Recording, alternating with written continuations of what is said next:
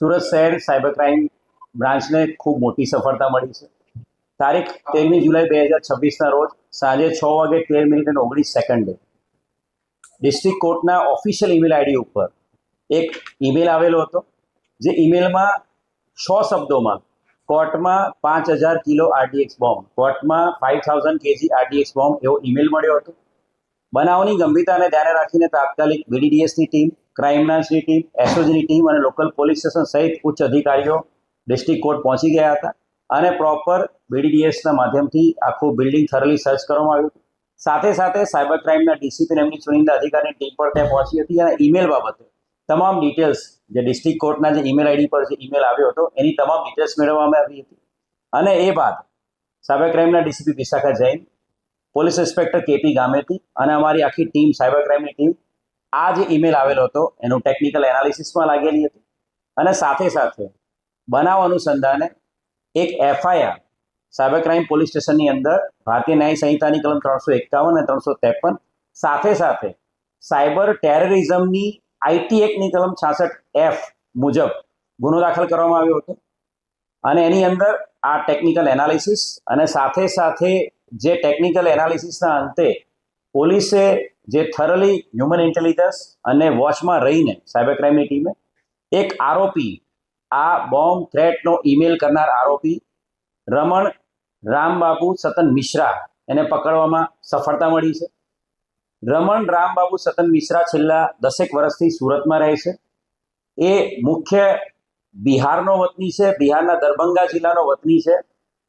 રમણ છે એ મેરિડ છે, એની પત્ની અને એની 2 બાળકો એની સાથે છે. એ એના મોટા ભાઈ સાથે અહીંયા છેલ્લા 10 વર્ષથી રહે છે અને હીરાના અલગ અલગ પ્લેસીસ ઉપર હીરાના કારખાનામાં મજૂરી કામ કરે છે. છેલ્લા 3 મહિનાથી એની પત્ની એની સાથે અહીંયા રહેવા આવી હતી 2 બાળકો સાથે બિહારથી, અને ત્યારથી ઘણા લાંબા સમયથી એ નોકરીએ હીરાના કામમાં મજૂરી કામ પર જતો નહોતો અને ઘરે બેસીને મોબાઈલ મારફતે એ યુટ્યુબ અને ઇન્સ્ટાગ્રામ પર રીલ્સ જોતો હતો. યુટ્યુબ ઉપર જે ફ્રી વિડીયોઝ, ખાનસર જે એજ્યુકેશન ઇન્સ્ટિટ્યૂટ છે એના જે ફ્રી વિડીયોઝ છે, એ વિડીયો મારફતે ઈમેલ, એ બધા ક્લાસીસ જે એના જે લેક્ચર્સ છે એ બધા જોતો હતો, જેના આધારે ઈમેલ યુઝ કરવાનું, સાથે સાથે આર્ટિફિશિયલ ઇન્ટેલિજન્સ પ્લેટફોર્મ કઈ રીતે યુઝ કરવું એ બધું જોતો હતો. અને ઇન્સ્ટાગ્રામની રીલો ઉપર જે અલગ અલગ જગ્યા ઉપર જે બોમ્બ થ્રેટના ઈમેલ્સ છે, અલગ અલગ જગ્યા પર ગુજરાત રાજ્યમાં અને અન્ય રાજ્યોમાં જે આવેલા છે એની ઇન્સ્ટાગ્રામ રીલ્સ જોતો હતો.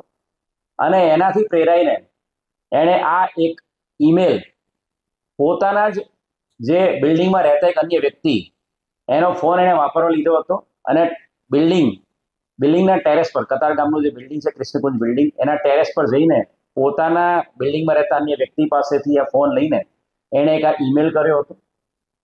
હાલ જે એની પૂછપરછ કરી છે એ પ્રમાણે એણે કન્ફેસ કર્યું છે કે આ પોતાના જે નોન પર્સન છે બિલ્ડિંગમાં, એના ફોનમાંથી એણે ઈમેલ કર્યો હતો. એ ફોન તો કબજે કરવામાં આવ્યો જ છે, પણ સાથે સાથે જે આરોપી છે રમણ મિશ્રા, એનો ફોન પણ કબજે કરવામાં આવ્યો છે અને એના ફોનમાંથી સુપ્રીમ કોર્ટના ઈમેલ આઈડી પર ઈમેલ કરતો એક ડ્રાફ્ટ પણ મળી આવેલો છે.